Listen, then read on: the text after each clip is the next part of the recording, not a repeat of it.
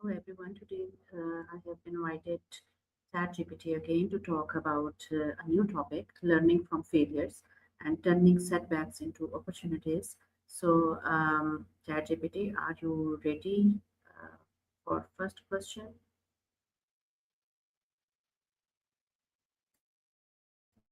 I'm all set. Let's dive in. What's the first question you have in mind about learning from failure? Okay, my first question is that what does failure means to you? To me, failure is just a signal that something didn't go as planned, but it's also a doorway to learning. It means there's a chance to reflect, adjust, and grow. It's not final, it's just part of the process of getting better.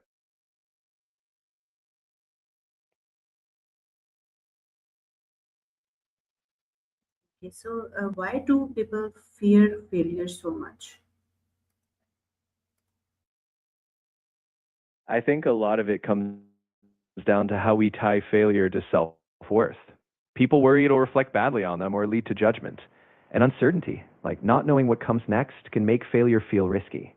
But once we start seeing it as a natural step toward growth, that fear tends to lose its grip.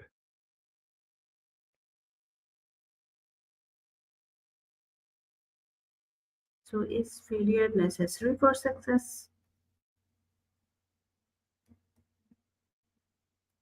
I wouldn't say it's the only path, but it's often a very useful one. Failure forces us to reassess, adapt, and find better strategies. Many successful people will tell you their failures taught them more than their wins. So while you can succeed without it, failure often makes the eventual success richer and more sustainable.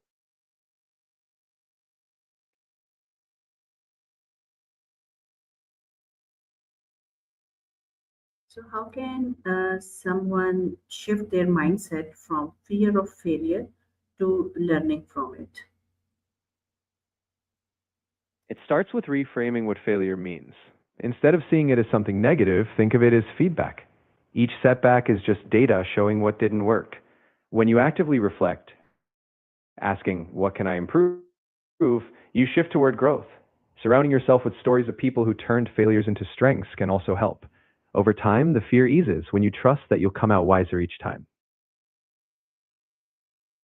Okay, it means the more we fail, the more wiser we become. So, what is the difference between failure and give up? The big difference is what you do next. Failure is a moment. It's when a plan or effort doesn't work out. But giving up is deciding not to try again. Failure can be a single chapter, while giving up closes the whole book. If you see failure as a step, you keep going, adjusting, and trying new approaches. Giving up is when you stop that process.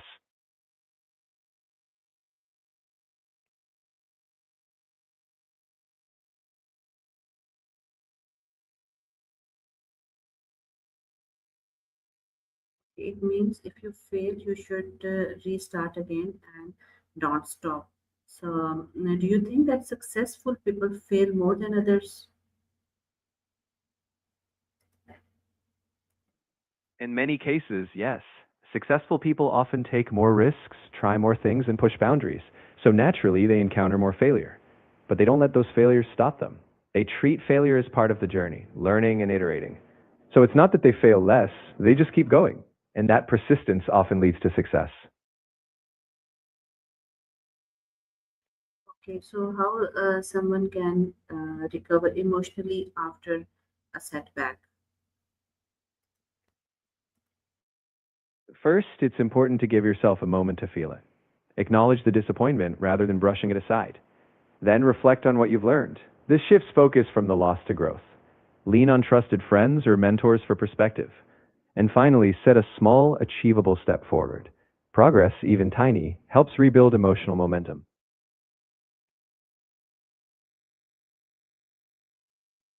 So, how can failure actually create new opportunities? When something doesn't work out, it forces you to explore alternatives you might not have considered. You might develop new skills, meet people you wouldn't have met, or notice gaps in the market you hadn't seen before. Often, failure makes you rethink your approach, opening doors to innovation or a path you wouldn't have found otherwise. In short, Failure redirects you toward opportunities you hadn't originally planned for. Yeah, so, what steps should someone take immediately after facing failure?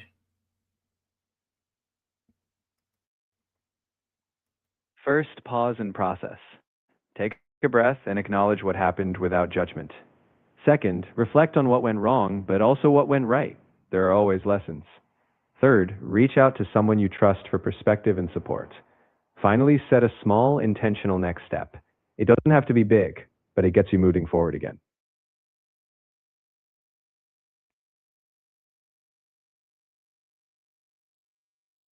So, how can we analyze our mistakes without being too hard on ourselves? The key is to focus on the event, not your worth. Treat it like a neutral analysis. Ask specific questions. What actions didn't work? What assumptions did I make? What could be adjusted? Avoid self blame language and instead, think like a problem solver. And remember, everyone makes mistakes. It's part of learning, not a personal flaw.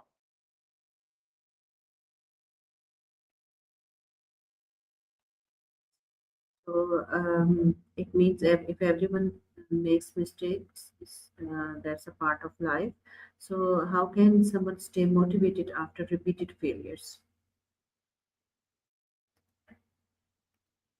It helps to reconnect with your why. Remind yourself of the bigger purpose behind what you're doing, a personal goal or value that keeps you going. Celebrate small wins along the way. Those little victories can fuel you. Also, see each failure as progress because you're still learning and refining.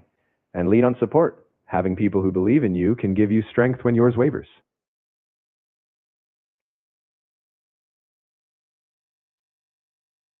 Okay, so it means that we should celebrate our failures to remain motivated. So, what habits help build resilience and bounce back stronger? Absolutely. To build resilience, one powerful habit is reflection, regularly asking what you learned. Another is maintaining a growth mindset, believing you can improve. Also, practicing self compassion. Treat yourself like you would a friend. Setting small, consistent goals helps too, as progress builds confidence. And finally, having a routine that supports mental and physical well being. Things like rest, exercise, or mindfulness helps you bounce back stronger.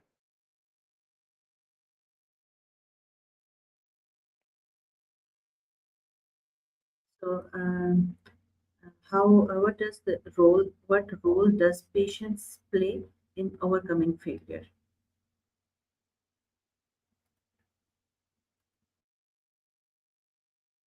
Patience is huge because growth rarely happens overnight. It gives you the space to iterate, to let lessons sink in, and to allow new approaches to work. Without patience, you might give up too soon or make rush decisions.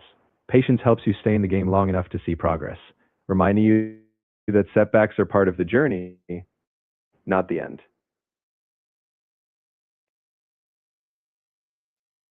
Give one powerful message for someone who feels like a failure right now.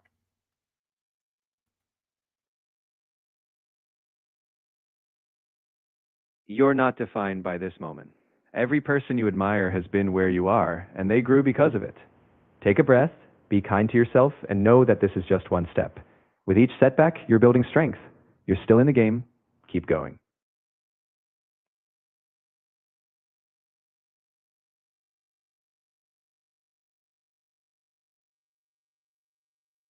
Okay, so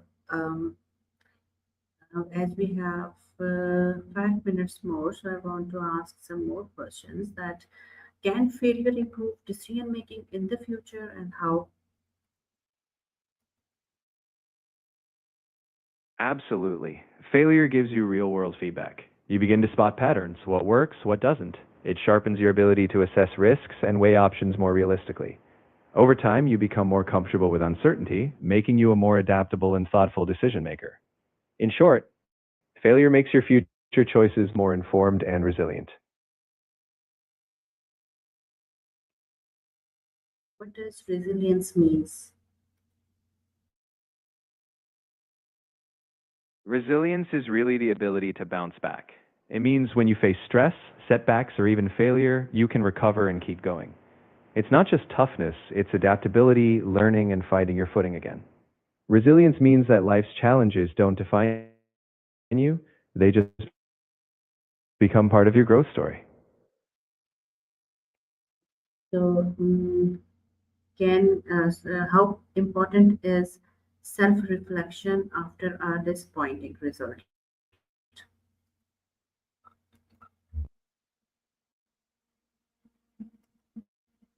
Self reflection is essential. It's how you extract the gold from the disappointment. Without it, you risk repeating the same patterns. By asking yourself what happened, what you felt, and what you can do differently, you turn a setback into a learning opportunity. It's that reflection that helps you adjust course and come back stronger.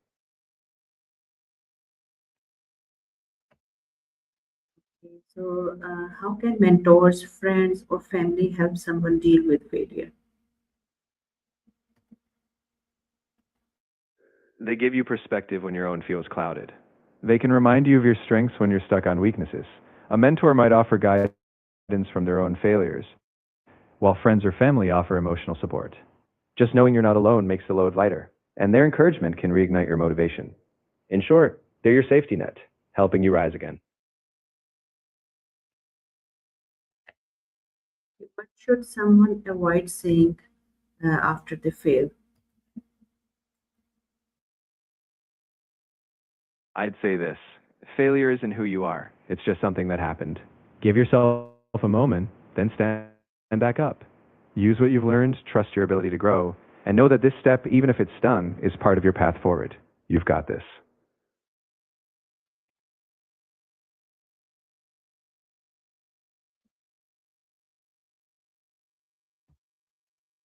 So, when should a person keep trying, and when should they change direction? Keep trying as long as your goal still aligns with your values and brings you a sense of purpose. But be open to changing direction if you're no longer learning, if you've tried multiple angles, or if a new path excites you more. It's not quitting, it's evolving. Just ensure you're moving toward growth, not away from temporary discomfort. Okay, so today, if you can give a summary of what all we have discussed. We dove into failure, seeing it not as an end but a teacher.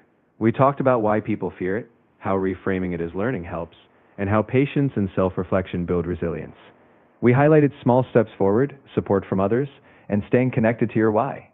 In essence, failure isn't the opposite of success, it's often a step toward it.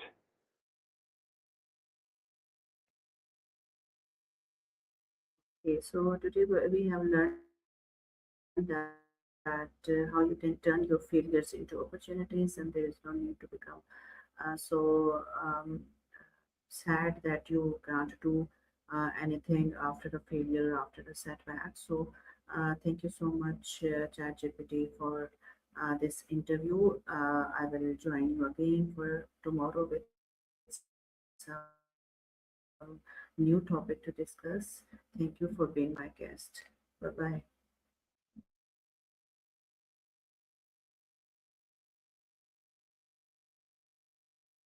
It was truly a pleasure. I'm glad we could dig into such an important topic. I'll be looking forward to our next chat. Take care and to handle anything. Bye for now.